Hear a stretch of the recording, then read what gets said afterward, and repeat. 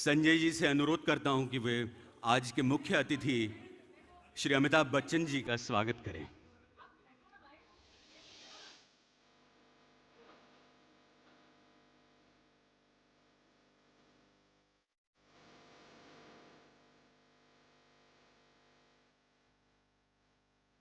मी संजयजींना विनंती करतो की ते शिवसेना प्रमुख उद्धवजी ठाकरे यांचं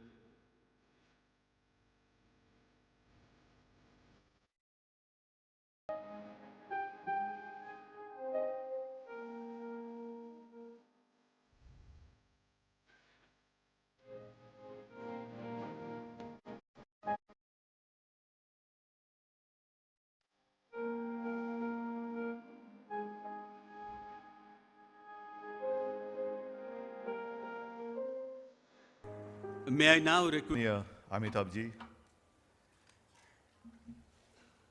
संजयला आता ला बोलून टाकलेलं, त्याच्यामुळे जी कसं बोलायचं, तरी माननीय संजयजी आणि उपस्थित बांधवांनो आणि भगिनींनो,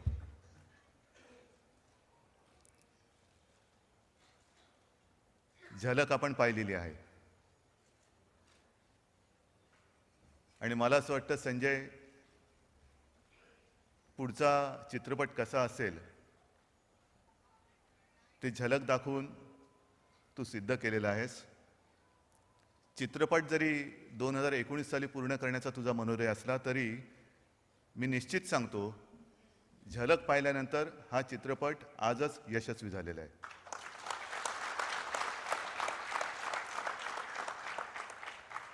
विषय कठीण आहे, कारण शिवसेना प्रमुखांवरती चित्रपट काढण्याचा मनोदय अनेकांनी माझ्याकडे व्यक्त केला. हे एक मोठं शिवधनुष्य आहे, कारण शिवसेना प्रमुख आणि त्यांच्यावरचा चित्रपट हा एखाद्या हिरो हिरोईनचा पिक्चर नाही आहे, तर हा चित्रपट सर्वसामान्यांना हिरो बनवणाऱ्याचा हा चित्रपट आहे. सर्वसामान्य माणूस जो पिचला होता, खचला होता, त्याला एक आत्मविश्वास देऊन, एक बळ देऊन ताठ पाटकण्याने उभं करणाऱ्या एका महानायकावरती हा चित्रपट आहे. आणि हा असा काही खूप जुना, बरेच काही वर्ष लोटलेत त्या काळाला, असंही काळ नाही आहे. एक गोष्ट खरी आहे की शिवसेना प्रमुखांनी कधी आपलं आत्मचरित्र लिहिलं नाही. ज्या ज्या वेळेला हा विषय निघाला त्या वेळेला त्यांनी सांगितलं की मी मैदानातला माणूस आहे, पुस्तक बनवून कपाटात राहणारा मी माणूस नाही आहे, मी मैदानातला माणूस आहे. जे काय आहे, संकट असेल त्याच्या छातडावरती चालून जाणारा असा हा आपला नेता. आणि मग विचार असा येतो की नेमकं चित्रपटामध्ये काय दाखवलं जाणार किंवा काय दाखवायचं. अनेकदा आपण अनेक व्यक्तिमत्वावरचे चित्रपट पाहिलेले आहेत. सर्वसाधारणतः एक जन्मवर्ष असतं आणि अखेरचा दिवस असतो आणि मध्ये एक डॅश असतो. म्हणजे एखाद्याचं जन्मवर्ष असतं, समजा जसं आता 1927 आणि 2012, आपण त्या 2 वर्षाला महत्त्व देतो, पण मध्ये जो एक डॅश असतो, खरं महत्त्व त्या डॅशला असतं, कारण ते त्याचं आयुष्य असतं. आणि हे आयुष्य हे नुसतं स्वतःसाठी जगणारे अनेक लोक असतात, पण दुसऱ्यासाठी जगणारी जी लोक असतात त्यांच्यावरती चित्रपट करणं हे फार मोठं काम आहे. आणि मला आठवते, संजय, काही जणांनी हा पूर्वीसुद्धा प्रयत्न केला होता. नाटक एक मी बघितलं होतं, म्हणजे बघण्याचा प्रयत्न केला होता. त्यावेळेला शिवसेना प्रमुख होते आणि मला त्यांनी सांगितलं की अरे उद्धव, जाऊन बघून ये रे, काय केले, जरा बघ तर खरी. आणि आता शिवसेना प्रमुख म्हटल्यानंतर कसं करारी व्यक्तिमत्व, मग तो जो काय एक तो जो त्यातला शिवसेना प्रमुखांचं काम करणारा जो एक हे होता कलाकार, तो नुसता इथून तिथे जाताना आम्ही ठाकरे, आम्ही ठाकरे.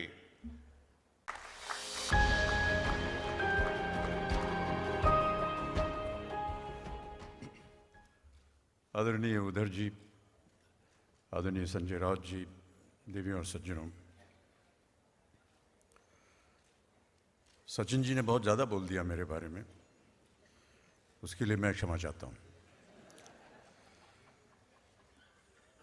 धन्यवाद देना चाहता हूँ संजय जी आपको कि आज आपने मुझे यहाँ आमंत्रित किया, और ये मेरे लिए बड़े सौभाग्य की बात है.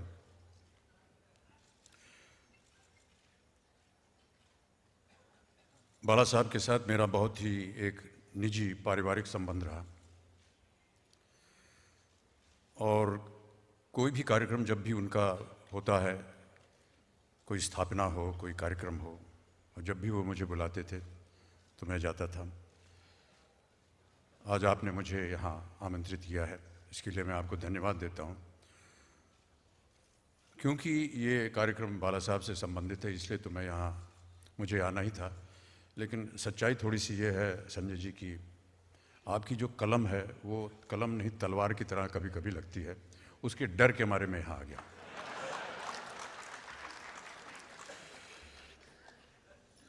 बाला साहब के बारे में ये फिल्म बनेगी और उनके चरित्र, उनके व्यक्तित्व, उनके जीवन के बारे में जो कुछ भी कहा जाएगा वो आप फिल्म में देखेंगे। एक मेरा अनुरोध था आपसे संजय जी की इस फिल्म को केवल 3 घंटे के मत रखिएगा। बाला साहब का जो व्यक्तित्व है वो 3 घंटे के अंदर सीमित नहीं किया जा सकता। और मैं चाहूँगा कि जी बिल्कुल, और मैं चाहूँगा कि इसके कई सारी सीरीज़ बने, 10-12 सीरीज़ बने, 3-3, 4-4 घंटे की सीरीज़। आजकल तो वेब सीरीज़ पे सब देखते हैं इसे। उनका पूरा जो व्यक्तित्व है उसे सही तरह से व्यक्त करने के लिए जैसे आपको बहुत समय चाहिए होगा, तो ये आपसे प्रार्थना है कि केवल इसे 3 घंटे के लिए सीमित न रखें। बाला साहब के साथ मेरा हमेशा मैंने माना कि एक पारिवारिक संबंध रहा है, और पारिवारिक इसलिए रहा है क्योंकि जिस दिन से मैं उनसे मिला, न जाने क्यों उनको लगा कि मैं उनके परिवार का एक सदस्य हूँ। ये उनकी उदारता थी, ये उनका बड़प्पन था। और मुझे इस बात का उदाहरण तब मिला जब तकरीबन 40 साल पहले जब उनसे मिलने का मुझे अवसर मिला, तो मेरा विवाह अभी उन्हीं दिनों हुआ था। तो उन्होंने फ़ोन किया कि तुम्हारा विवाह हो गया है, मैं तुम्हारी पत्नी से मिलना चाहता हूँ, तुम घर आओ।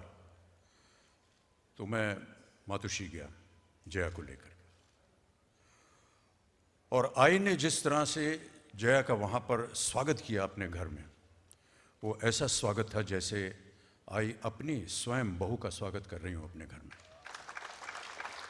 उस दिन से मैंने मान लिया कि बाला साहब जो हैं वो मेरे पिता समान हैं, बुजुर्ग हैं, और मेरा संबंध इनके साथ हमेशा पारिवारिक ही रहेगा। कई ऐसे उदाहरण आए जीवन में हमारे जब बाला साहब ने एक परिवार के सदस्य की तरह अपना स्नेह और प्यार मुझे दिया।